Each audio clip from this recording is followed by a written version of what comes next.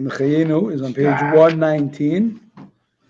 And we started off today, we start off today's Chumash saying how Yaakov sent Yehuda, Judah, ahead of him to Yosef before the caravan came to make advanced preparations in Goshen. And we said the Medrash said that he sent Yehuda to start a school, right? To make a school. Yeshiva. Wow. A monotheistic academy. And it's interesting, the Rebbe points out that Yaakov could have sent a messenger to Yosef to make the school, but he actually had Yehuda make the school. Why? Why couldn't Yosef make this school? Yosef had the power after all. And he was also a Torah scholar. Because a Torah academy must be headed by a person who is completely removed from mundane affairs and is fully immersed in the study of the Torah. Wow. Since Yosef was a great tzaddik, but his divine mission required that he also run the mundane affairs of Egypt, he cannot also head Yaakov's school of Torah, notwithstanding his undisputed righteousness. Likewise, those who wish to adopt the vocation of the Torah scholar or teacher must be both allowed and required to be completely separate from worldly affairs in order to be able to focus on educating our children without any distractions. In other words, the schools should pay the Torah teachers well so they don't have to worry about, making a living beyond that, and they can just solely focus on spiritual teachings. Wow. And the mitzvah of the day, the 236th prohibition, is that the borrower is also forbidden from borrowing with interest. This is on page 114, Rambam Sefer Mitzvot. You can't not only lend with interest, you can't actually be a borrower with interest to a fellow Jew. Rambam. I have a question. I have Yeah. a question on that.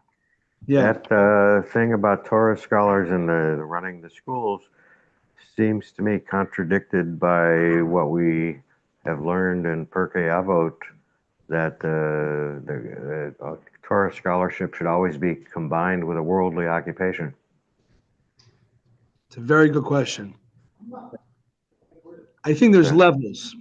My initial answer to a good question, because essentially till the 1500s, rabbis had a job. Rambam was a doctor, right? Rashi was a vinter, and the sages of the Talmud said they had jobs because it's considered that you should have Torah im derech eretz.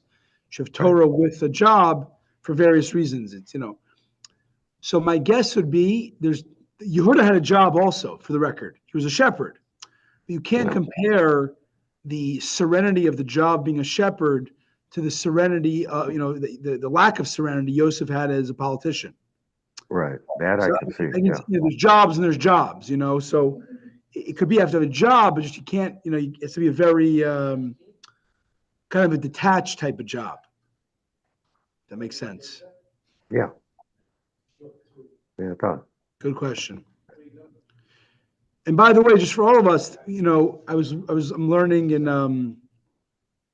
my own studies. I'm a part of a Hasidism kollel of at night with other Chabad rabbis, and we're learning a very interesting topic.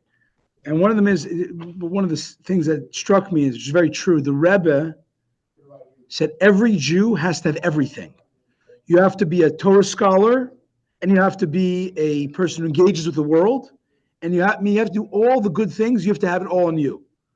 Now, similarly, that's not human. That shouldn't be possible, right? Because someone who's abstract thinker isn't going to be great at sales, or whatever, right? The answer is the Rebbe, so we have to tap into ourself, not as our kind of defined self, but ourself as a channel of divinity. If you're a channel of God's divinity, you have no limits. You could be pragmatic and be idealistic. You can be a scholar, you could be a doer. You know what I'm saying? It's interesting that the Rebbe really demanded and the way he demanded wasn't just he says, you have to dig into yourself as a channel for the highest levels of God's expression, which therefore what your job is becomes secondary because you don't define yourself as that. Anyways, Mhm. it's interesting, Right. interesting point. I think others in our generation, we have a lot more on our plate than they did hundreds of years ago. Mhm. And yet we have extra access to extra powers of greater essential levels of divinity that enables us to kind of live, multi-purpose lives, which are all angles of bringing Hashem into the world. Mhm. A great day. Yashkoach. All right. See you tomorrow, everybody. For those in Pittsburgh.